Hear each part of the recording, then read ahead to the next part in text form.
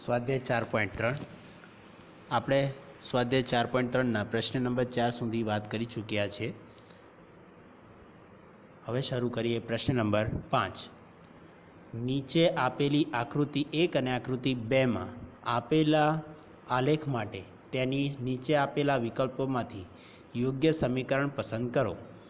તો આ આકૃતિ 1 છે અને આકૃતિ 2 છે। તો જે ગયા વિડીયોમાં આપણે કે આના અગાઉના વિડીયોમાં આપણે જે જોઈ ગયા છે, નોંધ વિશે ભણી ગયા છે કે જેમ કે a બરાબર 0, b બરાબર a is not is equal to 0, b is not is equal to 0 and c not is equal to 0, તો રેખા x અને y ને છેદે। a is not is equal to 0, b is not is equal to 0 and c is equal to 0, તો રેખા એને ઉગમ બિંદુને છેદે। બરાબર, તો આવા આપણે કેટલાક મુદ્દાઓની ચર્ચા કરવાની છે અહીંયા। તો જો આકૃતિ 1 માટે y બરાબર x વત્તા y બરાબર 0 થાય છે, y બરાબર 2x, 2 + 3y બરાબર 7x। એ જ રીતે આકૃતિ 2 માટે તો આ બધા મુદ્દાઓની ચર્ચા કરવાની છે। તો આકૃતિ 1માં જુઓ તો y બરાબર x, તો જો y બરાબર 0 મૂકો તો x બરાબર 0 થાય છે। y બરાબર 1 મૂકો x બરાબર -1 થાય છે, તો કે ના, એ થતું નથી। જો y બરાબર 1 મૂકશો તો x બરાબર 1 જ થશે, પણ y બરાબર 1 મૂકો તો x બરાબર 1 જ થાય, તો એ તો અહીંયા બિંદુ આવે, તો આ રીતે આલેખ બને। પણ આ તો આલેખ આમ આવે છે, તો પહેલું શક્ય થતું નથી। બીજા માટે જુઓ કે x બરાબર 0 તો y બરાબર 0, ઓકે।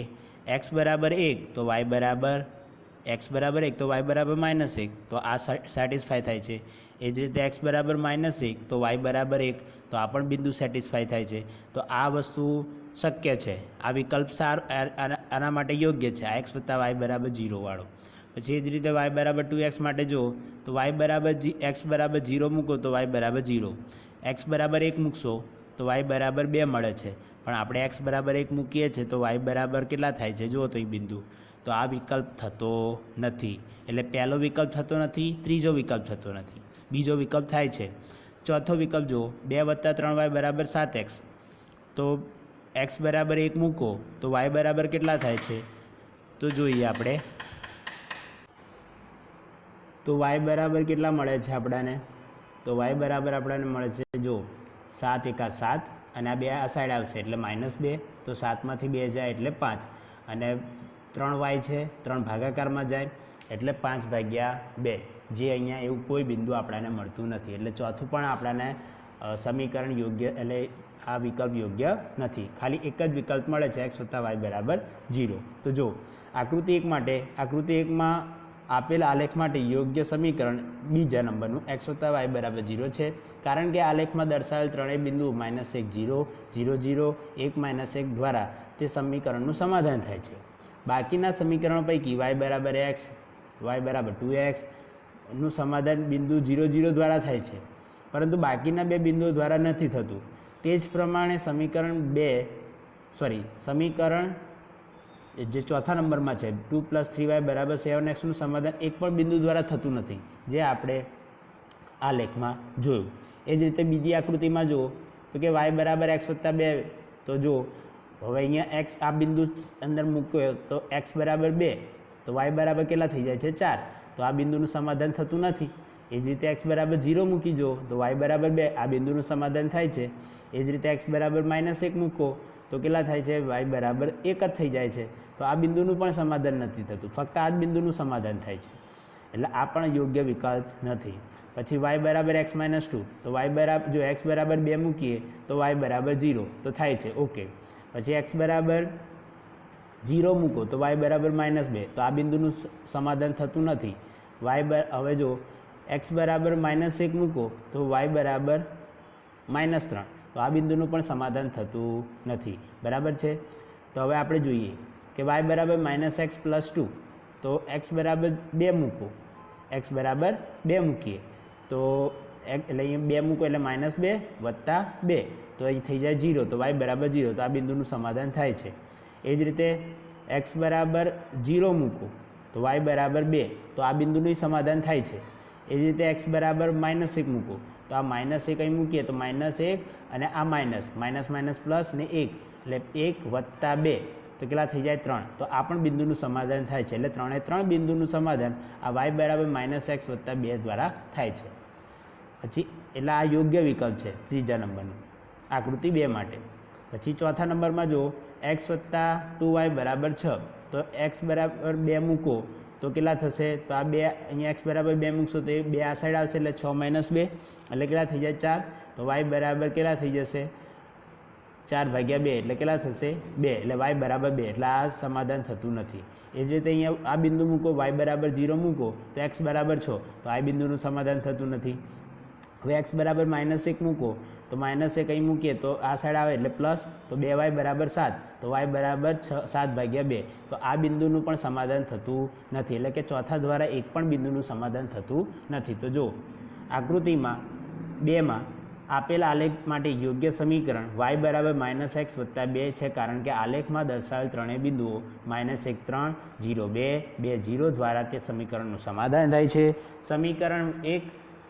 સમીકરણ 1 y બરાબર x વત્તા 2નું સમાધાન માત્ર બિંદુ 0 2 દ્વારા થાય છે અને સમીકરણ 2 y બરાબર x - 2નું સમાધાન માત્ર બિંદુ 2 0 દ્વારા થાય છે પણ સમીકરણ ચોથા નંબરનું છે અને x વત્તા 2y બરાબર 6નું સમાધાન એક પણ બિંદુ દ્વારા થતું નથી છઠ્ઠો નંબરનો જો અચળ પ્રશ્ન નંબર 6 જો અચળ બળ લગાડવાથી એક પદાર્થ પર થતું કાર્ય તે પદાર્થ દ્વારા કપાયેલા અંતરના સમપ્રમાણમાં હોય તો આ બાબતને 2 ચલવાળા સમીકરણના સ્વરૂપમાં રજૂ કરો અને 5 એકમ અચળ બળ લઈ તેનો આલેખ દોરો અને આલેખ પરથી પદાર્થ દ્વારા કપાયેલ અંતર 1 2 એકમ અને બીજું 0 એકમ હોય ત્યારે થતું કાર્ય શોધો તો આપણે જાણીએ છીએ કે કાર્ય એટલે બળ ગુણ્યા કાપેલું અંતર આ વિજ્ઞાનનું સૂત્ર છે આપણે બરાબર છે એ આપણે જ્યારે ભણશું ત્યારે આપણે આવશે કે કાર્ય બરાબર બળ ગુણ્યા સ્થાનાંતર પણ અહીંયા આપણે સ્થાનાંતરની જગ્યાએ શું લઈશું કાપેલું અંતર તો કાર્ય બરાબર બળ ગુણ્યા કાપેલું અંતર ધારો કે કાર્ય બરાબર y લઈ લઈએ અને કાપેલ અંતર x લઈ લઈએ અને અચળ બળ કેટલું બળ તો અચળ જ છે 5 બરાબર છે અને અચળ બળ લઈ લઈએ 5 એકમ તો કાર્ય અને કાપેલ અંતર વચ્ચેનો સંબંધ y બરાબર 5x દ્વારા રજૂ થાય જે એક દ્વિચલ સુરેખ સમીકરણ છે જેમાં xy વાળું પદ નથી x અને y ની બેની ઘાતિક એક છે એટલે આ કયું સમીકરણ થશે દ્વિચલ સમીકરણ દ્વિચલ સુરેખ સમીકરણ પણ આમાં c નથી એટલે એવું નથી કે c નથી c છે પણ કેવો છે 0 છે y બરાબર 5xનો આલેખ દોરવા માટે તેના 3 ઉકેલ શોધીને કોષ્ટક સ્વરૂપમાં દર્શાવવા પડે તો જો અહીંયા x બરાબર 1 મૂકો તો y બરાબર 5 x બરાબર 2 મૂકશો તો y બરાબર 10 x બરાબર 3 મૂકશો તો y બરાબર 15 તો જો x બરાબર 1 y બરાબર 5 x બરાબર 3 y બરાબર 15 x બરાબર 4 y બરાબર 20 તો જો કોષ્ટકમાં લખીએ તો xy x1 y5 x3 y15 x4 y20 બરાબર છે હવે આ ત્રણેય બિંદુનું કાર્ટેશિયન સમતલમાં નિરૂપણ કરીને તેને બિંદુમાંથી પસાર થતી રેખા દોરીએ અને એ રેખા શેનો આલેખ આપશે y બરાબર 5xનો આલેખ છે તો જો આ x આ y અક્ષ થઈ ગઈ સોરી આ x અક્ષ થઈ ગઈ આ y અક્ષ છે અને આ ઉગમ બિંદુ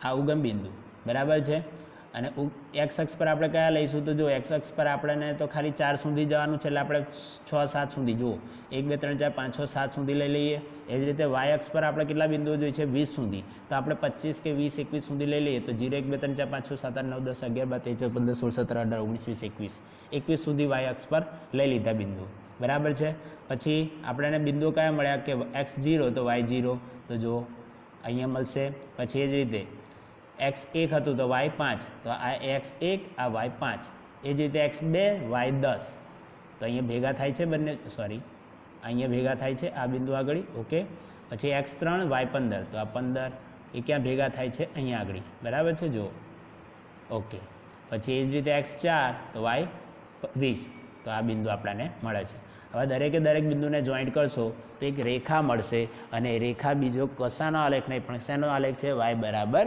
5xનો આલેખ પરથી આપણે જાણી શકીએ છીએ કે કાપેલ અંતર x 2 એકમ હોય ત્યારે કાર્ય કેટલું થશે y 10 એકમ જો જ્યારે કાર્ય 2 એકમ હશે તો એનો કાપેલ અંતર કેટલું થશે 10. એ જ રીતે આલેખ પરથી એ પણ જાણી શકાય છે કે જ્યારે 0 એકમ કાપેલ અંતર હશે ત્યારે થતું કાર્ય કેટલું હશે 0 એકમ. થતું કાર્ય 0 તો કાપેલ અંતર પણ 0. બરાબર છે. હવે પ્રશ્ન નંબર 7. ધોરણ 9ની 2 વિદ્યાર્થીનીઓ યામિની અને ફાતિમા એ ભૂકંપગ્રસ્ત લોકો માટે પ્રધાનમંત્રી રાહત ફંડમાં સંયુક્ત રીતે 100નો ફાળો આપ્યો. આ માહિતી આધારિત દ્વિચલ સુરેખ સમીકરણ લખો. તમે તેમના ફાળાની રકમ એક્સ અને વાય લખી શકો સંયુક્ત રીતે. એટલે ફાતિમાએ કંઈક એક્સ રૂપિયા આપ્યા હોય તો યામિની એક્સ રૂપિયા આપ્યા હોય તો ફાતિમાએ વાય રૂપિયા આપ્યા હોય અને બંનેનો સરવાળો કરીએ એટલે કે સંયુક્ત રીતે એટલે બંનેને ભેગા કરીએ તો કેટલા રૂપિયા થયા 100 રૂપિયા. તો આ સમીકરણ આધારિત આલેખ દોરો. ધારો કે યામિનીએ આપેલ ફાળે એક્સ યામિનીએ આપેલો ફાળો એક્સ રૂપિયા અને ફાતિમાએ આપેલો ફાળો વાય રૂપિયા. આથી તેમને આપેલો કુલ ફાળો કેટલો થઈ ગયો એક્સ વત્તા વાય. આપેલ માહિતી મુજબ કુલ ફાળો કેટલો છે 100. તો આ બંને સરખા થઈ ગયા. તેથી આપેલ દ્વિચલ સુરેખ સમીકરણ કયું થશે એક્સ વત્તા વાય બરાબર 100. હવે એક્સ વત્તા વાય બરાબર 100નો આલેખ દોરવા માટે આપણે શું કરવું પડે તો તેના 3 ઉકેલ શોધવા પડે. તો એક્સ બરાબર 0 તો વાય બરાબર 100, એક્સ બરાબર 50 તો વાય બરાબર 50, એક્સ બરાબર 100 તો વાય બરાબર 0. તો આ થઈ ગયું કોષ્ટક સ્વરૂપે એક્સ 0 તો વાય 100, એક્સ 50 વાય 50, એક્સ 100 તો વાય 0. હવે આ ત્રણેય બિંદુનું કાર્ટેશિયન સમતલમાં નિરૂપણ કરી બિંદુમાંથી પસાર થતી એક રેખા દોરીએ અને આ રેખા એ શેનો આલેખ આપશે એક્સ વત્તા વાય બરાબર 100નો. તો જો એક્સ અક્ષ પર આપણે લઈએ યામિનીનો ફાળો, વાય અક્ષ પર લઈએ આપણે ફાતિમાનો ફાળો. જો હવે એક્સ અક્ષ પર જો તો કેટલી સંખ્યા છે તો 0, 50, 100 એટલે આપણે 0, 10 એટલે 0, 10, 20, 30, 40થી લઈને 100 સુધી જઈશું. એ જ રીતે વાય અક્ષ પર પણ આપણને ખબર છે એક્સ શું દર્શાવે છે યામિનીનો ફાળો અને વાય શું દર્શાવે છે ફાતિમાનો ફાળો. તો જો એક્સ અક્ષ પર યામિનીનો ફાળો અને વાય અક્ષ પર ફાતિમાનો ફાળો. તો હવે જ્યારે એક્સ 100 હોય છે ત્યારે વાય 0. તો આ પહેલું બિંદુ થઈ ગયું. એ જ રીતે જ્યારે એક્સ 50 ત્યારે વાય પણ 50. તો આ એક્સ 50 અને આ વાય 50 એ બંને અહીંયા ભેગા થયા તો 50, 50. પછી જ્યારે એક્સ 0 હોય છે એટલે કે જો યામિની ફાળો ના આપે તો ફાતિમા ફાળો આપે તો ફાતિમા એકલી કેટલા રૂપિયા આપશે 100. એટલે કે જો ફાતિમા 0 રૂપિયા આપે યામિની 0 રૂપિયા આપે તો ફાતિમા 100 રૂપિયા આપશે. એટલે અહીંયા બિંદુ મળશે. આ ત્રણને જોઈન્ટ કરો એટલે એક રેખા મળી. એ રેખા બીજું કંઈ જ નહીં પણ એક્સ વત્તા વાય બરાબર 100નો આલેખ દર્શાવે છે કે જે બંનેએ આપેલો ફાળાનો આલેખ બતાવશે. પ્રશ્ન નંબર 8. યુએસએ અને કેનેડા જેવા દેશોમાં તાપમાન ફેરનહીટમાં મપાય છે. બરાબર છે. એ પણ એક તાપમાનનો એકમ છે અને તેની સાથે સંબંધિત સેલ્સિયસનું એક સૂત્ર અહીંયા આપણને આપેલું છે. ભારત જેવા દેશમાં તાપમાન સેલ્સિયસમાં મપાય છે. અહીં ફેરનહીટનું સેલ્સિયસમાં રૂપાંતર કરતું સુરેખ સમીકરણ આપેલ છે. જો ફેરનહીટ આ એફ એટલે ફેરનહીટ દર્શાવે, સી એટલે સેલ્સિયસ દર્શાવે છે. એટલે કે ફેરનહીટ બરાબર 9/5 ગુણ્યા સેલ્સિયસ વત્તા 32. આ થઈ ગયું સૂત્ર. આ રિયલમાં વિજ્ઞાનનું સૂત્ર છે આપણા માટે કે ભાઈ કોઈ સેલ્સિયસમાં આપેલું તાપમાન હોય ને એને ફેરનહીટમાં કન્વર્ટ કરવું હોય તો સૂત્ર કયું છે એફ બરાબર 9/5 × C + 32 એટલે કે 32.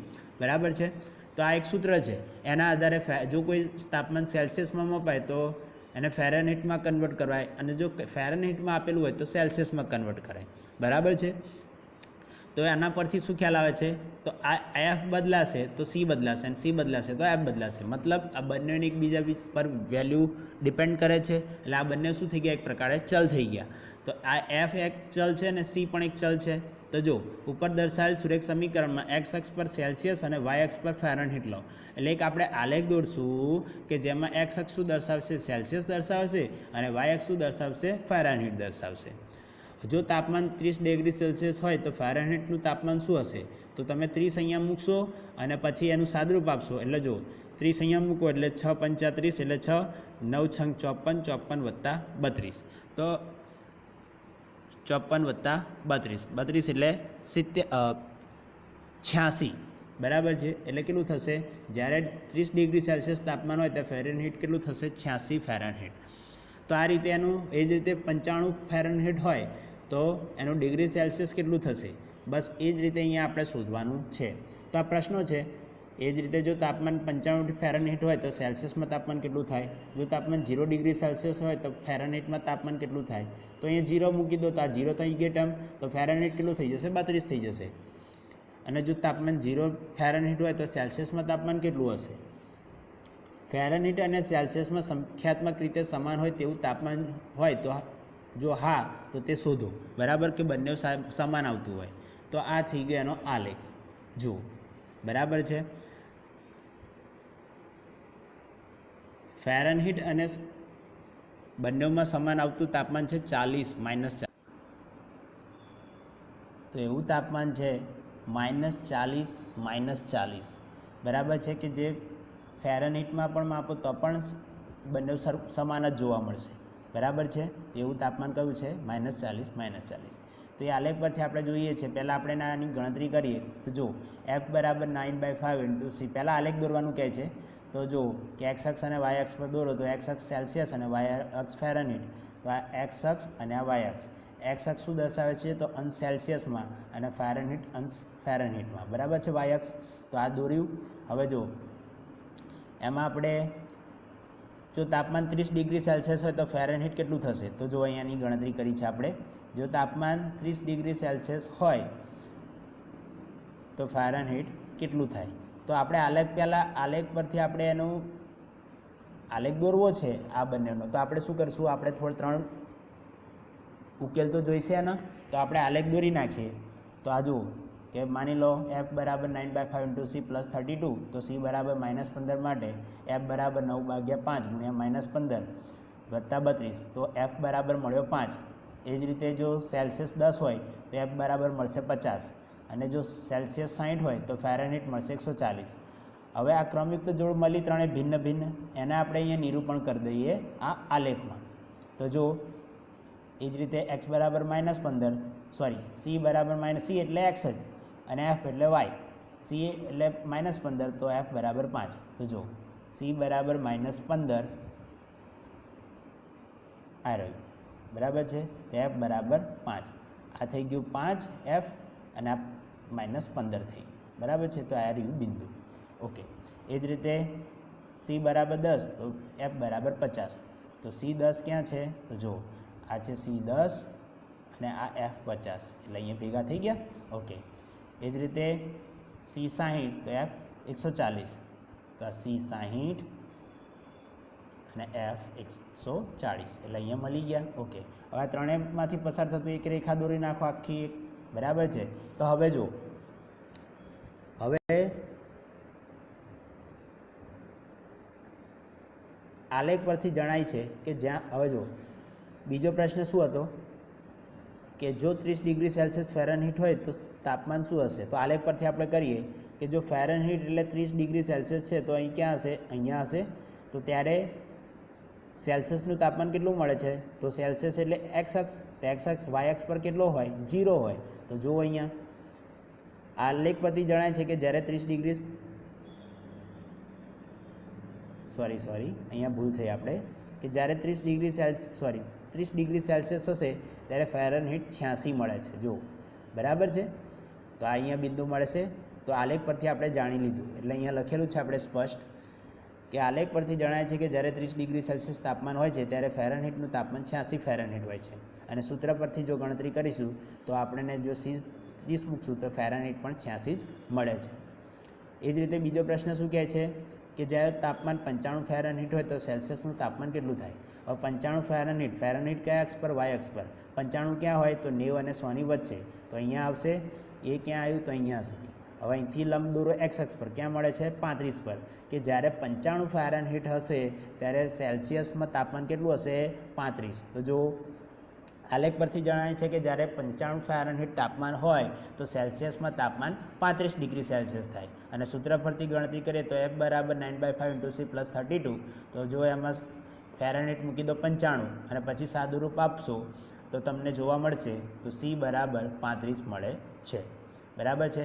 પછી શું કહે છે ચોથામાં? જો તાપમાન 0 ડિગ્રી સેલ્સિયસ હોય તો ફેરનહીટમાં તાપમાન કેટલું હોય? તો જોઈ લઈએ. અને જો ઓકે તો 0 ડિગ્રી સેલ્સિયસ હોય તો 0 ડિગ્રી સેલ્સિયસ ક્યાં આવે છે? અહીંયા આગળ 0 ડિગ્રી સેલ્સિયસ અહીંયા જ હોય, બીજે કોઈ જગ્યાએ 0 ડિગ્રી સેલ્સિયસ જોવા મળે નહીં. તો જો 0 ડિગ્રી સેલ્સિયસ એ વાય અક્ષ પર જ હોય તો વાય અક્ષ અહીંયા છે, તો 0 ડિગ્રી સેલ્સિયસ હોય ત્યારે ફેરનહીટનું તાપમાન હોય 32, બરાબર છે. અને જ્યારે 0 ફેરનહીટ હશે ત્યારે સેલ્સિયસનું તાપમાન કેટલું હશે? તો જુઓ ફેરનહીટ તો વાય અક્ષ પર છે એટલે એક્સ અક્ષ પર શું હશે? સેલ્સિયસ. તો ફેરનહીટ એક્સ અક્ષ પર કેવું હશે? 0. તો એક્સ અક્ષ પર 0 ત્યારે લગભગ 18 જેવું કંઈક આપણને મળે છે, બરાબર છે. તો એને સૂત્ર દ્વારા સમજીએ તો જુઓ આલેખ પરથી જણાય છે કે 0 ડિગ્રી સેલ્સિયસ માટે ફેરનહીટનું તાપમાન 32 ફેરનહીટ છે. એફ બરાબર 9/5 × C + 32, તો જો 0 મૂકશો તો 32 મળશે.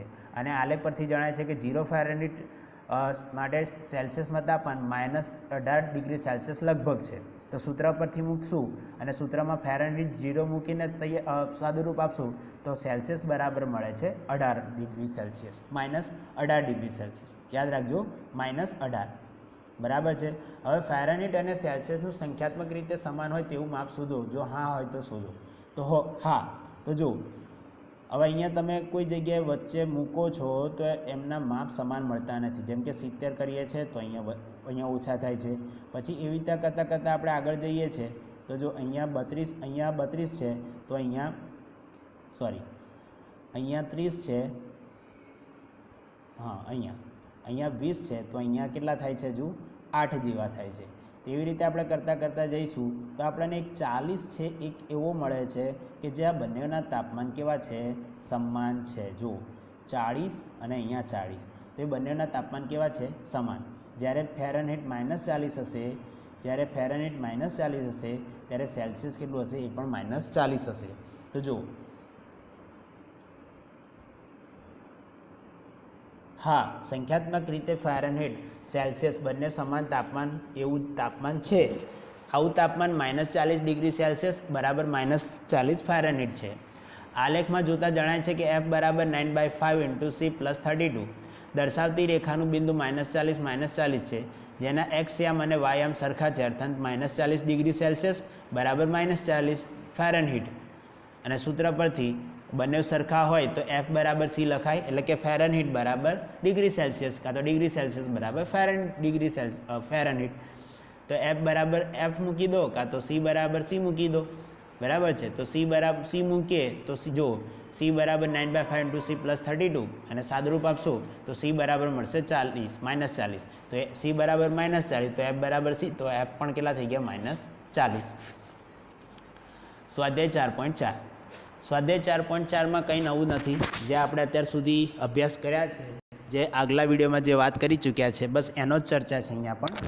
તો જો સમીકરણ y બરાબર 3નું એક ચલમાં અને બીજા નંબરે 2 ચલમાં ભૌમિતિક નિરૂપણ દર્શાવો. તો એક ચલ હોય તો y બરાબર 3, તો એક જ ચલ થઈ ગયો.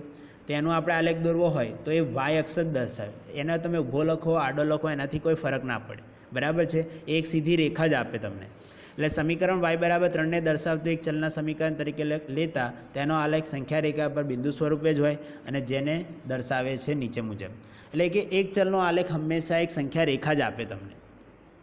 બીજું જુઓ, સમીકરણ એટલે સંખ્યા રેખા પર પણ ક્યાં? y બરાબર 3, બરાબર છે. અહીંયા આ થઈ ગયો y બરાબર 3નો આલેખ.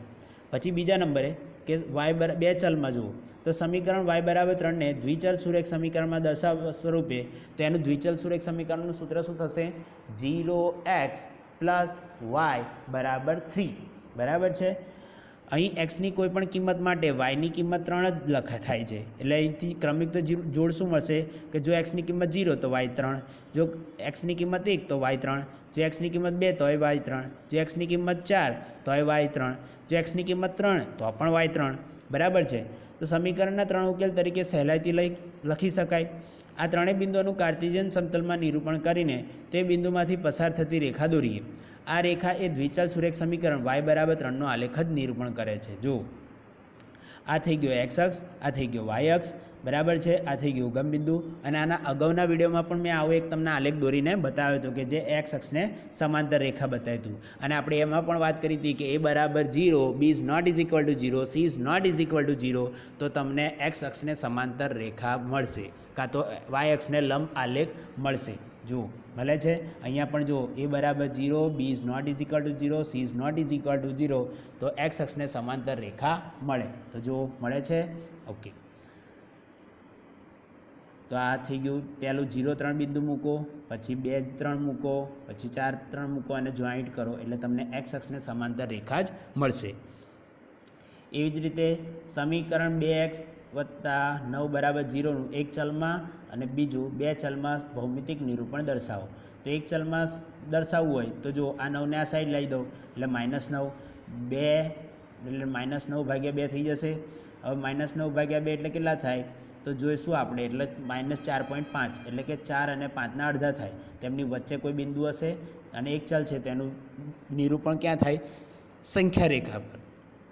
તો જો સમીકરણ 2x + 9 બરાબર 0 ને એક ચલનું સમીકરણ તરીકે લેતા તેના ઉકેલ x બરાબર -9/2 મળે, જેનું નિરૂપણ સંખ્યા રેખા પર બિંદુ સ્વરૂપે હોય છે, જે નીચે મુજબ છે. તો આ એક સંખ્યા રેખા અને એની ઉપર બિંદુ સ્વરૂપે x બરાબર -9/2. સમીકરણ 2x + 9 બરાબર 0 ને દ્વિચલ સુરેખ સમીકરણ સ્વરૂપે લખવું તો અહીં yની કોઈ કિંમત માટે xની કિંમત બરાબર -9/2 થશે. એટલે જો આને લખવું હોય તો 2x + 0y બરાબર 9 બરાબર -9 અથવા તો +9 બરાબર 0 આ રીતે લખી શકાય. બરાબર છે. એટલે એનું સમીકરણ શું બનશે? 2x + 0y બરાબર -9.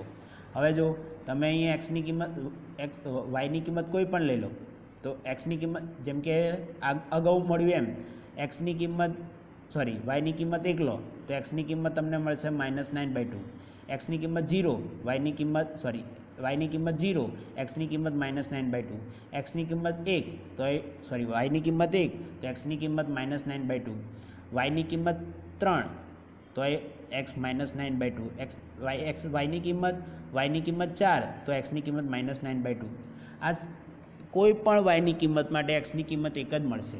અને અહીંયા યાદ કરો એક નિયમ આવ્યો હતો, a is not is equal to 0, B is equal to 0, C is not is equal to 0, તો એક્સ અક્ષના લંબ અને વાય અક્ષને સમાંતર રેખા મળશે.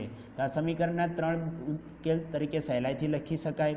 હવે આ ત્રણેય બિંદુઓનું કાર્ટેશિયન સમતલમાં નિરૂપણ કરીને તે બિંદુમાંથી પસાર થતી રેખા દોરીએ અને આ રેખામાં આ દ્વિચલ સુરેખ સમીકરણ 2x + 9 બરાબર 0નો આલેખ નિરૂપણ છે. તો જો આ થઈ ગયો એક્સ અક્ષ અને આ થશે વાય અક્ષ. હવે જો આપણે દરેક બિંદુ આગળ કિંમતો મૂકીએ તો આ અહીંયા આગળ -9/2 હશે તો એક્સની કિંમત 0, વાયની કિંમત 0 તો એક્સની કિંમત -9/2. તો -9/2 હોય ને અહીંયા વાયની કિંમત 0.